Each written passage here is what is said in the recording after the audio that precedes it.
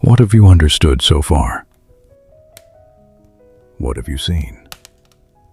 First, they corrupted the coin. Then, they corrupted valuation. Now, the safest promise in the kingdom would fail. A flower can lose its value. A market can freeze from fear.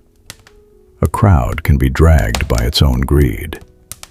But what happens when the promise everyone believed was the safest is the first one to break?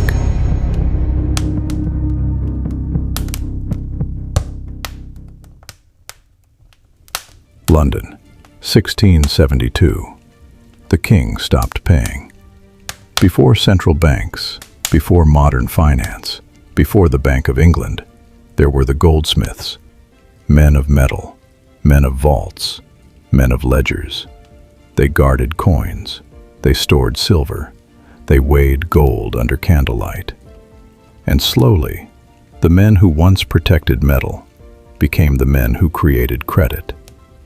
When people left their gold with them, the goldsmiths gave them paper, a receipt, a promise, a claim. At first it was simple. You deposit the metal, you receive the paper, you return with the paper, you get your metal back. But then something changed. People began to trust the paper. They began to trade the promise instead of the metal. And then, the hidden secret of the new banking world was born. The goldsmiths understood something simple, but dangerous. Not everyone would return on the same day. Not everyone would ask for their gold at the same time. So part of the metal could stay inside the vault, while another part could become a loan. The same money began to live two lives. One life inside the vault, and one life inside the ledger. There, in the shadows of London, an early form of fractional reserve banking began to breathe. A system that works as long as people do not become afraid together, as long as trust moves faster than panic. But if everyone asks for their metal at the same time, then the paper remembers what it really is, a promise. And every promise needs someone to honor it. To some, it may look like a trick. To others, like the beginning of a hidden machine. But the truth was colder than conspiracy. No secret hand was needed. No shadow council had to meet in the dark. The danger was already inside the design. Because once paper could represent metal, and credit could multiply trust, the system no longer needed everyone to understand it. It only needed everyone to believe it. This new money had a weakness. It made no sound when it fell on the table. It did not shine in the light. You could not weigh it in your hand. Its value existed only as long as people believed that someone, somewhere, someday, would honor it. A piece of paper was not wealth. It was access to wealth. A receipt was not metal. It was the proof that the metal could still be claimed. For years, that difference did not matter. Until people began asking the question every financial system fears: what if we are not paid? In London, that question had not yet become panic. For years, the chain worked. The people trusted the goldsmiths. The goldsmiths trusted the crown. And the crown kept borrowing on the strength of its own reputation. Every deposit became a loan. Every loan pushed the system a little further forward, until credit itself began to feel permanent, silent, invisible, powerful. And like every structure built on confidence, it did not break when everything looked weak. It broke when everyone believed it was stable. At the top of that structure stood Charles II, a king restored to the throne, a man carrying the image of power while struggling under the weight of it. Behind the ceremonies, behind the palaces, behind the royal portraits, there was one simple problem. The state needed money, constantly, England did not simply want to survive. It wanted dominance. At sea, in trade, across colonies, across Europe. But power has a cost. A fleet is not built with wishes. Cannons are not loaded with prestige. Sailors are not paid with ceremony. Every ship, every weapon, every supply, every day of war demanded something more real: money. And when there was not enough money, the crown did what powers have done for centuries. It borrowed from the future. The Goldsmith bankers of London opened their books. They wrote down amounts, dates, interest, names, obligations. And somewhere inside those pages, power became a number. The king was no longer only a king. He was also a debtor. The crown was no longer only a symbol. It was a counterparty. And as long as the payments arrived, everything looked stable. The bankers lent. The state spent. The receipts circulated. Credit continued to breathe. But beneath the surface, something was tightening. Every new loan did not solve the problem. It delayed it. And then came the war with the Dutch. It did not arrive as an idea. It arrived as a bill. The fleet had to be prepared. The ships had to go to sea. England wanted to challenge the Dutch, not only with flags and speeches, but with timber and gold. War does not give time. War demands payment. And the crown needed more ships, more men, more weapons, more loans. But the market is not stupid. It can become excited. It can become greedy. It can become comfortable. But eventually, it smells risk. And in London, the men who lived inside the ledgers began to see something others had not yet seen. The crown was asking for more and more. The debt was growing. The payments were tightening. And the king's reputation was no longer enough to hide the strain. Among those men was Edward Backwell, one of the most important Goldsmith bankers in London. His books did not simply hold numbers. They held the faith of an entire age. Capital, interest, obligations, royal promises. Inside his ledgers, power had turned into ink, and ink had turned into trust. Backwell was not the only one, but he became one of the faces of the system, a reminder that behind every financial age, there are always people who believe the next payment will arrive, until it does not. There is a moment in every crisis that does not yet look like a crisis. The doors are still open. The books are still in place. Ships still leave the ports. The streets still fill every morning. And yet, somewhere inside the system, the decision has already been made. The future has already been mortgaged. Trust has already been wounded. People simply have not heard the sound yet. In 1672, the sound came. The stop of the Exchequer. The suspension of payments from the royal treasury. It was not announced like a collapse. It was announced as a temporary measure. A cold decision written on paper. Payments would stop. Capital would not return as promised. The crown would survive by using the time of others. But in markets, temporary can sound like warning, and warning can become panic. The king stopped paying.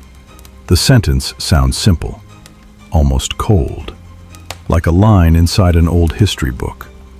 But behind that sentence, an entire system froze.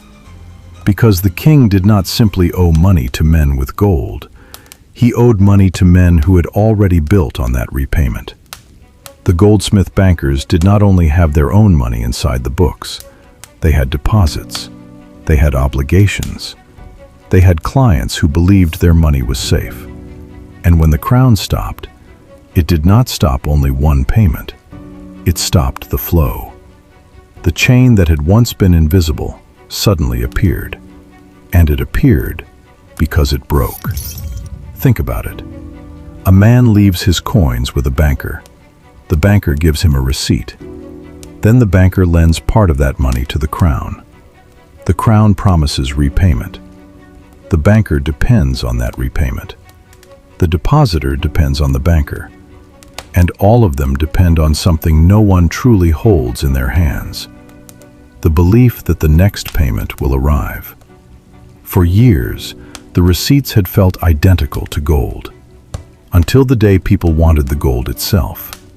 Some arrived quietly at the goldsmiths, not to trade, not to invest, simply to ask for their money back.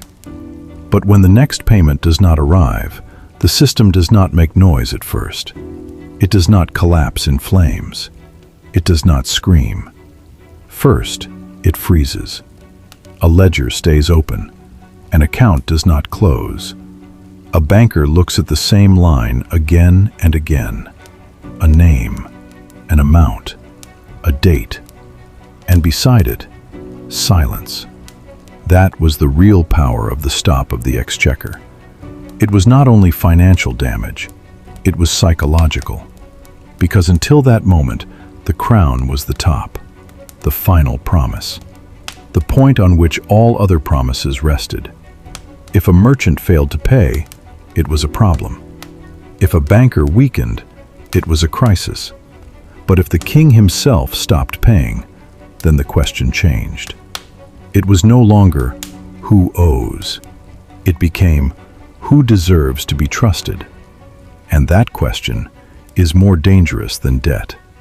Debt can be measured. It can be written down. It can be placed inside a book. But trust, you feel it when it exists. And you feel it even more when it disappears. In London, its disappearance did not come like a storm. It came like cold. It moved from the palaces to the offices, from the offices to the vaults, from the vaults to the streets. And every person who had left money with someone else began to think the same thing. If he was not paid, will I be paid? Because this was the moment when the hidden secret became visible. The goldsmiths did not have gold for every paper. They did not have metal for every claim. They had calculated on something far more fragile, that people would not all ask for the truth at the same time. As long as trust held, the system looked brilliant, almost magical. Money could move in two places at once. But when the crown froze its payments, the cushion disappeared. And then credit revealed its true face. It was not only strength, it was leverage. And leverage, when trust is hit, does not fall slowly. It breaks. Here begins one of the darkest lessons of markets. Risk is not always where you are looking. Sometimes, danger does not wear the face of the speculator. It does not shout inside a mania. It does not appear in a price rising every day. Sometimes, danger hides inside the very promise everyone believes is safe. And in 1672, the safest promise in the kingdom wore a crown. In Kipper and Whipper, trust was corroded through the coin. Silver was mixed. Edges were clipped. Value was hidden behind the same face of money. In tulip mania, trust became intoxicated inside the market. A flower became a fortune. A contract became a dream. And the dream became a trap. But in 1672, trust did not dissolve from below. It did not begin with the crowd. It broke from above, from the top, from the place where everyone expected stability. The crown was supposed to be the anchor, but when the anchor breaks, everything tied to it begins to drift. The goldsmith bankers paid the price. Some were heavily damaged. Some were ruined. Some never truly recovered.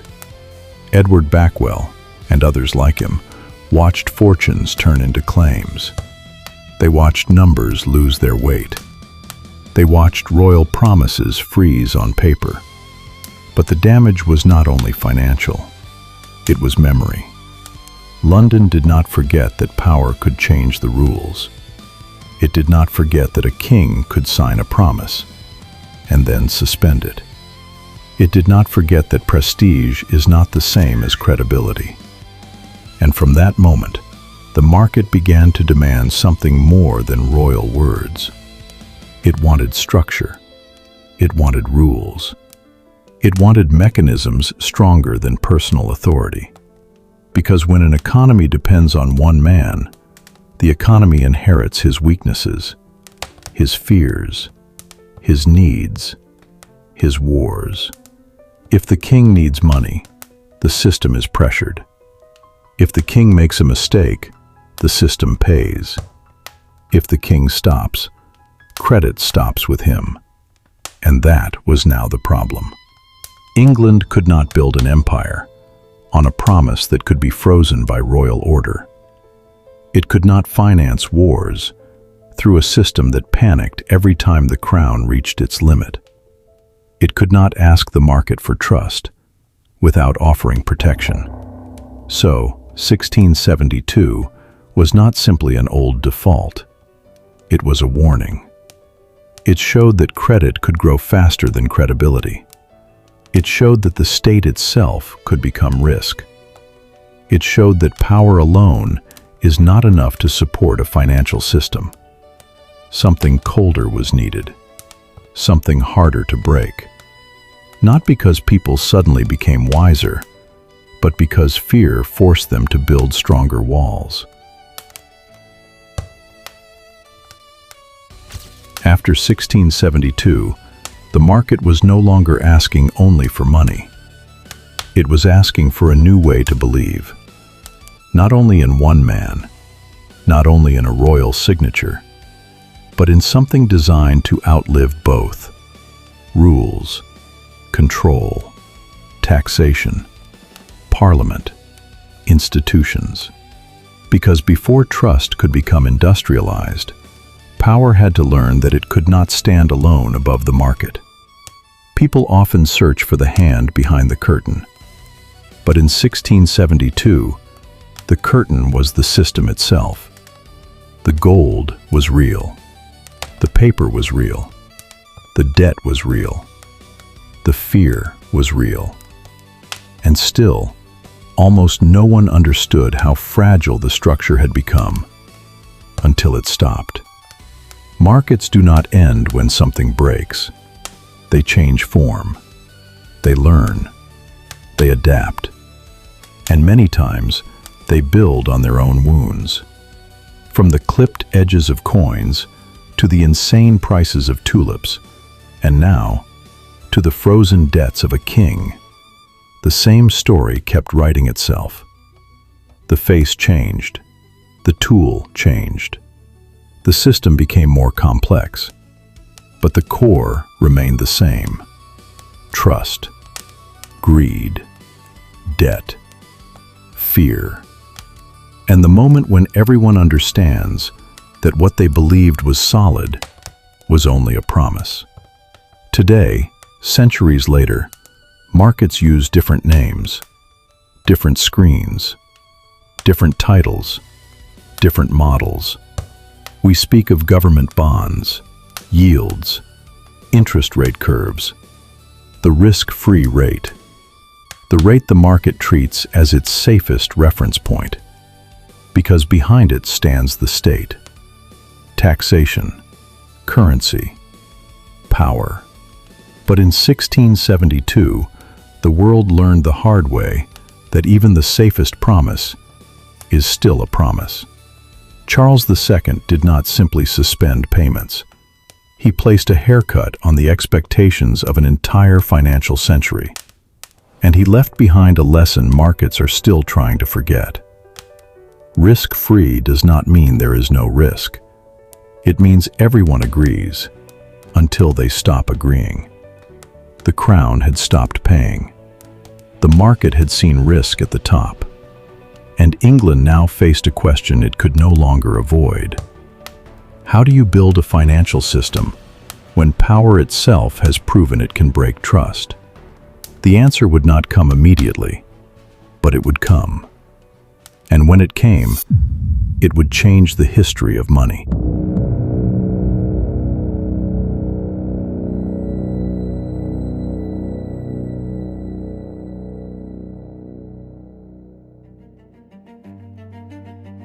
Because in 1694, trust would not remain only a word. It would become an institution. It would become a bank. In 1672, trust broke. In 1694, a machine would be built to protect it. The old world trusted kings. The new world would trust systems. But systems can become addicted to trust even faster than men. And there begins the next chapter in the DNA of markets.